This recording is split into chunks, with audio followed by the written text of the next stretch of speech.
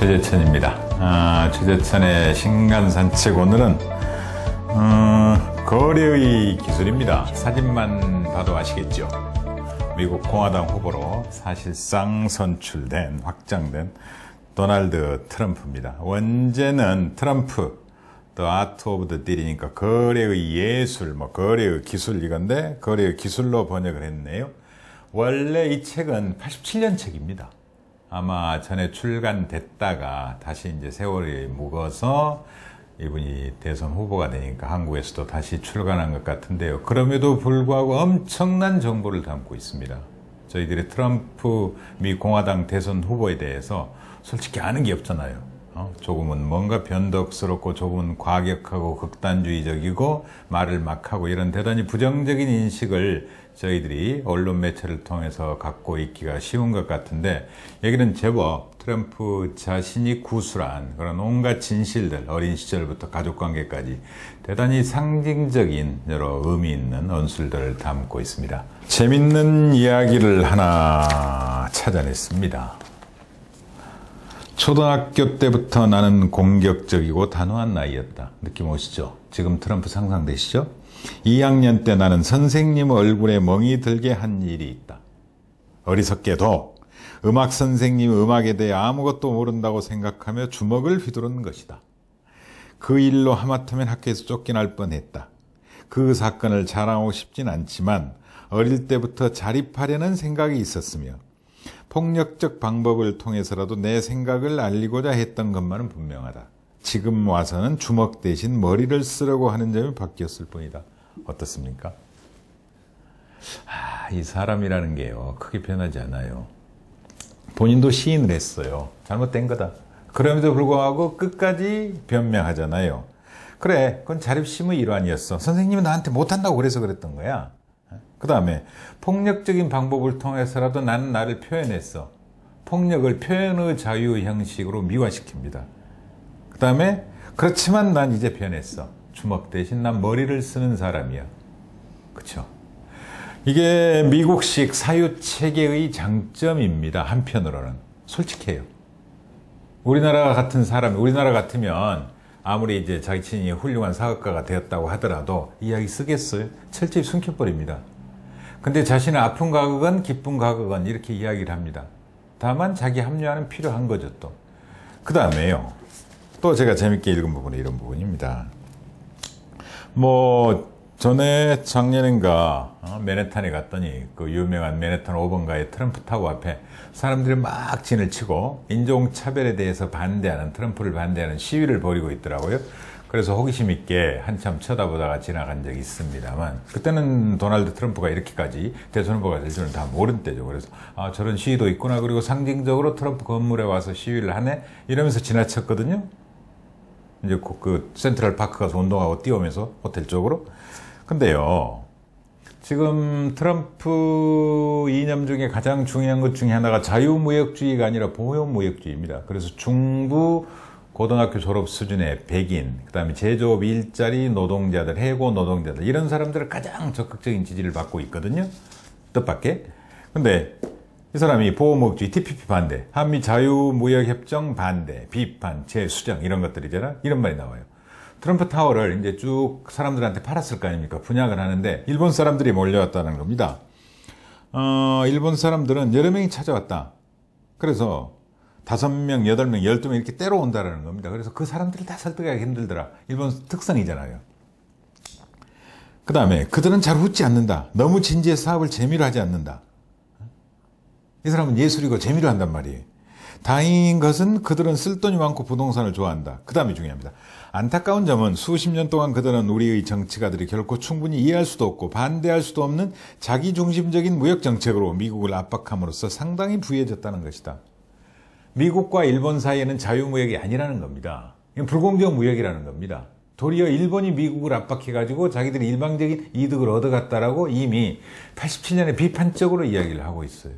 그럼 97, 2007, 2017 그렇죠. 29년이 지났잖아요. 근데 일본과의 무역에 대한, 중국과의 무역에 대한, 한국과의 자유무역에 대한 이 법적 인식이나 통상에 대한 인식은 전혀 변하지 않았다는 걸 보여줍니다. 전 사실은 이제 이쪽으로 이사를 와서 강화문 내거리에 있는 서점에 자주 갑니다만 이걸 들춰보고 이거 87년 책인데 어찌됐건 내가 트럼프를 너무 모르니까 읽자. 그리고 가져와서는 책상에 앉자마자 바로 읽어버렸습니다. 사실은. 너무 재밌어요. 왜냐하면 제가 트럼프에 대해서 너무 몰랐잖아요. 그렇지만 어찌됐건 불과 1%, 2% 차이로 박빙을 이루는 미 공화당의 대선 후보란 말이에요. 힐러리 클린턴과 다툴. 그렇다면 우리가 한국 정치인이건 지식인이건 사회인이건 시민이건 한국 사회를 가장 지배하는 외부적 외교적 변수인 미국의 대통령에 대해서 이해를 해야 되고 그 사람의 정책이 어디로 갈지에 대해서 고민을 해봐야 되거든요. 이 단서가 있어요. 이렇게요. 한편으로는 저는 학자들 원망했습니다. 언론인들 원망했습니다. 이거 읽고 나서. 그날 밤에 제가 언론인들을 만났는데 당신들 뭐 했느냐. 내가 그랬어요. 옛날 판이라도 좀 찾아보고 미국에서 당신들은 영어도 잘하니까 나보다 이런 원전을 좀 번역해서 부분 읽혀줘야 될 거 아니냐 이렇게 이야기를 했거든요. 전 이 부분 보고 너무 놀라서 이렇게 줄도 긋고요. 중요한 빨강색으로 이걸 붙였어요. 어린 시절의 이런 경험들 그 다음에요. 뭐 저자는 솔직히 소개할 필요가 없기니까 조금 다른 이야기를 하겠습니다. 이 책에 또 이런 부분이 있더라고요. 어느 정치가가, 어느 성공한 부동산 개발업자가 정치가가 되어보려고 그랬어요. 그래서 맨 처음에는 부지사 후보 뉴욕주 시도하다가 실패했어요. 그러다가 다시 이제 그 사람 현 주지사하고 친해지려고 도널드 트럼프가 이제 뉴욕에서는 가장 유명한 부동산 업자니까 야, 사람 좀 소개해줘. 그러면서 접근을 한 거예요. 그러면서 야, 내가 민주당 가야 돼, 공화당 가야 돼. 이것도 이제 왔다 갔다 한 거죠. 물론 트럼프 자신도 사실은 힐러리 캠프에 늘 후원하고 힐러리랑 친하게 지내고 클린턴 뭐 각종 파티에 다니고 이런 사람이에요. 사실상 민주당 사람들이랑 친했잖아요. 근데 여기에 이런 말이 나와요. 내가 주지사와 친하다는 것을 알고 있는 그 사람은 나에게 조언을 구했다. 자신이 계속해서 주지사를 지지해야 되는지 아니면 소속 정당을 바꿔서 공화당을 지지하는지를 결정하고 싶어 했다. 나는 이렇게 대답했다. 콧하고 이쪽 저쪽을 따질 게 아니라 이긴 쪽에 붙어서 그쪽에 충실한 사람이 되라. 이게 87년 이야기. 아시겠죠? 아시겠죠? 무슨 의미인지. 이분이 트럼프예요, 이분이. 근데요, 이 책은 당신은 이제 정치가 꿈이 없던 시절입니다. 다만 맨 후기에는 내가 또 다른 일을 시작할 것이다 그 이야기는 나와요. 근데 이때만 해도 자신의 부동산이나 그 다음에 카지노나 골프장이나 이런 성공 사례를 쭉 늘어놓은 이야기거든요. 그래서 책 이름 자체가 거래의 예술, 거래의 기술인데 이분은 이랬습니다. 첫 문장은 나는 돈 때문에 거래하는 것은 아니야. 돈은 얼마든지 있어. 내게 필요한 양보다 훨씬 많아. 나는 거래 자체를 위해서 거래를 해. 거래는 나에게 일종의 예술이다. 나는 거래를 통해 성미를 느낀다 그래요. 그래서요. 대학 때 남들은 다들 스포츠 뉴스 보잖아요. 그렇죠? 저도 뭐 대학 강의 수십 년 나갔습니다만 거의 10여 년 이상 나가봤습니다만 학생들께 늘 제가 제안하는 것 중에 하나가 스포츠 뉴스나 연예 뉴스나 사회 뉴스 조금만 봤으면 좋겠다. 국제 뉴스, 과학 뉴스, IT 뉴스를 좀 많이 봐라 이러거든요. 근데 그것도 부족해요.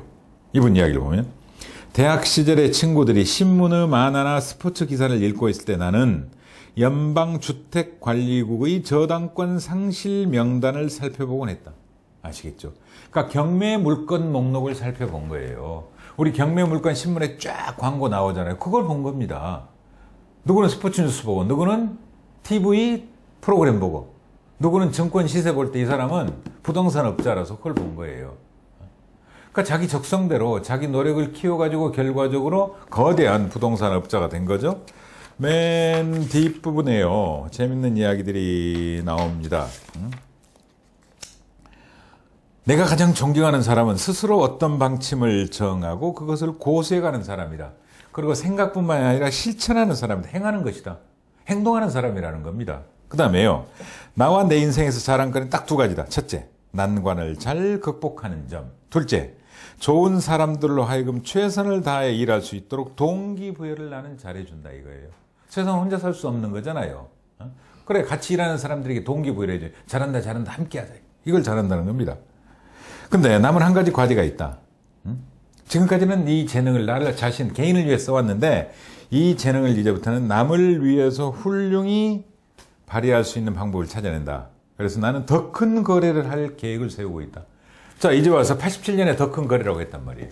근데 더 큰 거래가 뭘까요? 지금 와서 해석하자면 이때 꿈꿨던 더 큰 거래는 나라와 거래하는 겁니다. 시민과 계약을 하는 겁니다. 미국 공화당의 가장 중요한 모토 있잖아요. 미국과의 계약, 미국과의 약속. 계약입니다. 정치는 약속이고 계약입니다. 미국과 더 큰 거래를 하는 거죠. 미국 시민과 더 큰 거래를 하는 거죠. 나는 당신들을 위해서 이걸 베풀 테니까, 이걸 할 테니까, 이 일을 할 테니까, 당신들은 나에게 표를 달라, 나를 신뢰해달라, 나를 지지해달라. 거대한 거래고 일종의 사회 계약인 거거든요. 여기서 저는 이제 정치가 출신이고 법률가라서 그 계약 의미는 거대한 정치 계약, 고도의 투표 계약, 이런 계약임을 상기할 수 있었던 거죠. 저는 이 책이 87년 책이라고 결코 생각하지 않아요. 우리가 첫째 트럼프를 너무 모른다. 그럼에도 트럼프를 알아야 될 필요성을 느낀다. 그렇다면 트럼프가 자신의 성공, 비즈니스로 성공담을 가감없이 기록해 놓은 이 책이야말로 오늘의 트럼프를 해석하는 중요한 단서가 될 수 있다고 생각을 하기 때문에 여러분들께 권해 드립니다. 두 번째는 구글의 미래입니다. 제가 구글 관련 책은 단행본은 아닙니다만 늘상 소개하고 늘상 이야기합니다. 특히 구글의 X 프로젝트에 대해서는 제가 수차례 이야기를 했잖아요. 수차례. 이 책은 재밌습니다. 뭐가 재밌느냐? 독일 사람이 구글을 이야기합니다. 미국 사람들이 구글을 이야기하고 분석한 책 너무 많아요. 이제 식상해요. 그리고 미국 특유의 기법에 따라서 이야기를 하기 때문에 거의 똑같은 이야기가 반복돼서 요즘은 읽기 싫어요. 솔직히 말씀드리면. 근데 이 책은 독일 사람, 그러니까 시사주간지 슈피겔지의 실리콘밸리 지사의 편집장입니다. 원래 정치학 전공인데 경제부 미국 특파원을 하다가 뉴욕에서 기사를 쭉 쓰다가 샌프란시스코로 올려서 디지털 혁명, IT 이쪽 쓰고 있어요. 그래서 독일 사람들은 구글에 대해서 사실 대단히 비판적입니다. 구글은 일종의 독점 기업이고 그 다음에 잊혀질 권리에서 보여준 것처럼 모든 권한과 정보를 독점해요. 그 위험성에 대해서는 아주 비판적이에요. 그래서 구글에 대해서 어느 출판사나 그 다음에 싱크탱크나 이런 사람들 독일 쪽에서는 아주 비판적인데 그 비판적인 의견과 함께 또 실리콘밸리를 쭉 살아가니까 장단점을 잘 분석해가지고 책을 냈어요. 이를테면 얼마 전에 이쪽 알파고하고 대구 갈 때도 페이지, 세르게이 페이지 왔다 갔잖아요. 페이지의 사생활에 대해서도 이야기를 해요. 그린의 사생활에 대해서 이야기를 해요. 페이지와 그린이 어떻게 만났는지. 이를테면 제가 즐겨 이야기를 합니다만 빌 게이츠가 구글드라는 책에서 월스트리트 저널 그 IT 전문 기자와 인터뷰하면서 누가 제일 두렵니? 그러니까 지금쯤은요 누군가 착오해서 창업할 것 같아요. 이게 이제 97년이거든요. 97년 9월 15일이에요. 저도 이제 기억하기로 했습니다. 97년 9월 15일. 그때 구글닷컴 등록을 해요. 그리고 나중에 자기 여자, 그러니까 부인이 됐죠. 부인이 된 언니 집 차고에서 창업을 해요. 그런 이야기들이요. 스토리와 함께 쭉 있고, 그 다음에 역시 이제 놀랄만한 각종 프로젝트들이 있잖아요. 무인카 프로젝트, X 프로젝트, 그 다음에 문샷, 달로 곧바로 날아가는 보름 프로젝트. 수많은 프로젝트들이 지금 어떻게 진행되고 있고, 그 다음에 로봇, 자동차, 인공지능, 그 다음에 알파고, 이런 거, 그 다음에 드론 배달 시스템, 이런 것들이 어떻게 진행되고 있는가를 쭉 적었습니다. 그래서, 이 책의 장점은 독일 사람이 본 겁니다. 객관화 시킬 수가 있었던 거죠. 그 다음 긍부를 제대로 살필 수 있었던 거죠. 미국 사람이 본 구글과 독일 사람이 본 구글은 다를 수밖에 없지 않겠어요? 그 장점을 담고 있는 책이고, 고맙게도 여러 언론들도 이 책의 장점을 많이들 소개해 주셨어요. 그래서 최근의 구글을 이야기하는 가장 좋은 책입니다. 그 다음 세 번째는 발칙한 예술가들입니다. 제가 아시죠? 인물 좋아하고 역사 좋아하고 그 다음에 주로 예술 관련 특별한 창조성과 관련된 예술 서적들 좋아하고 잘 아실 텐데요. 이 양반 참 재밌더구만요. 몰랐어요. 그래서 이 양반 저자가 윌 곰퍼츠란 분인데요. BBC 아트 디렉터로 발탁된 미술 전문 기자거든요. 전 이분이 쓴 발칙한 현대 미술사라는 책이 있더라고요. 이 책은 제가 몰라서 560쪽이나 되던데 이 책 보고 나서 비로소 주문을 했습니다. 이를테면 제가 여러 군데를 적어놨네. 어디를 이야기하고 싶었나? 이 부분입니다. 제가 어릴 때요. 이제 저희 아버지가 우편 배달을 하셔가지고 이런저런 달력을 많이 얻어오세요. 이제 서울에서 일하는 사람들이 달력 보내면 똑같은 거 있으면 아버지한테 하나 주시면 가져오면 저희들이 이제 동네 나눠주고 형제간들 나눠주고 그다음에 그 중에 예쁜 건 제 방에 걸고 그랬잖아요. 그 시골집에. 제가 그때 서양 그림을 제 방에 걸기를 좋아했어요. 나중에 보니까 그게 콘스터블이에요.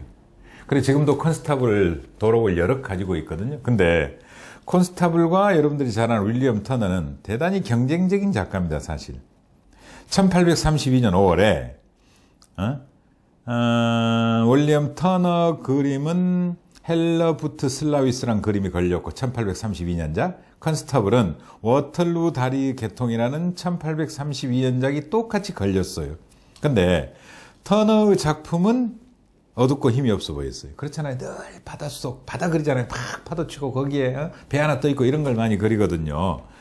근데 이 런던 출신의 노동자계의 화가 터너는 두 그림을 비교하여 평가한 후에 현존하는 영국 최고 화가라는 명성을 좀 더 세련되고 사회적으로 상위 계급인 라이벌 존 컨스타블에게 빼앗기지 않으려면 조치를 취해야 된다고 생각했어요. 그러니까 그림이 둘 걸렸어요. 터너 그림 하나, 컨스타블 그림 하나. 터너는 노동자 출신이에요. 영국에서 지금 가장 중요한 미술상은 터너상입니다, 사실은. 그 다음에 이제 컨스타블 그림이에요. 주로 목가적인 영국 농촌을 그린 그림들이거든요. 이 사람은 이제 귀족 출신이에요. 근데 자기 그림이 너무 죽어요. 그때 이 사람이 걸려있는데 어떤 행동을 했느냐. 붓을 가져다가 다시 자기 그림을 고쳐요. 우리 상상이 되시나요? 그래서 훨씬 생생하고 이미지가 강력한 그림으로 바꿔버려요. 이게 뭘 의미할까요? 이 사람은 여기에서 뭘 찾아내느냐? 고쳤다는 게 아니라 객관화시키는 능력, 비교하는 능력, 한 걸음 뒤에 떨어져 생각하는 능력, 멈추어 생각하는 능력을 이야기를 해요. 발칙한 작가잖아요. 그렇죠? 비교해보니까 보이는 겁니다. 떨어져 보니까 보이는 겁니다. 내 그림이 뭐가 문제인지. 그래서 고쳤다는 겁니다. 이런 방식으로 수많은 예들을 이야기를 해놨어요. 한 문장 읽어드릴게요. 에디슨은 전구를 만들어내기까지 한 번도 자신이 실패한 적이 없다고 생각했대요. 다음 컷하고 있습니다. 나는 10,000번을 실패하는 것이 아니다. 실패는 한 번도 없었다. 나는 맞지 않는 방식 10,000가지를 찾는 데 성공한 것이다. 맞지 않는 방식들을 다 제치고 나면 결국 맞는 방식에 도달한다.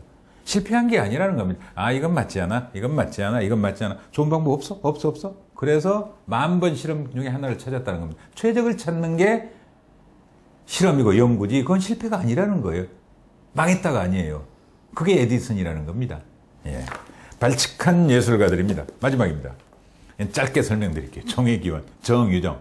설명드릴 필요 없죠. 수많은 책들이 이미 소개를 했고, 언론들이. 그 다음에 언론 인터뷰에도 나와 있고, 또 고맙게도 요즘 소설가 한강 선생과 함께 독특한 범죄 소설, 그 다음에 대단히 모험적이고 실험적이고 좀 무섭잖아요. 무서운 소설이. 전 이 양반 소설 이번 3번째 읽었는데 늘 그렇듯 왜 이렇게 가혹하고 그리고 한편으로는 과감하고 한국식 표현을 빌자면 더구나 여류 작가인데 그렇죠? 극단적인 종의 기원입니다. 인간은 과연 폭력적일까요? 인간은 과연 악의 바탕을 둘까요? 이를테면 정치학에서 늘 말씀드립니다만 최초의 인간은 아담인가? 아니면 최초의 인간은 나치즘의 이론적 기반을 제공했던 그 정치학자의 말처럼 카인인가? 그렇죠? 우리는 카인 후예인가요? 아니면 아담 후예인가요? 네. 종의 기원입니다. 인간의 기원, 폭력의 기원. 네. 어머니를 죽이는 것부터 시작을 합니다. 여러분들께서 읽어보시면 모두 다 좋아하실 수 있는 대단히 박력 있고 강렬한 인상을 주는 소설입니다. 정유정 장편 소설 종의 기원. 제가 소설은 잘 소개 안 하는데 오늘 했습니다. 발칙한 예술가들. 구글에 대한 최근의 가장 개론적이고 의미 깊은 분석서. 그 다음에 도널드 트럼프에 대한 87년 자신의 자서전 4권을 소개해드렸습니다. 다음 시간에 뵙겠습니다. 고맙습니다.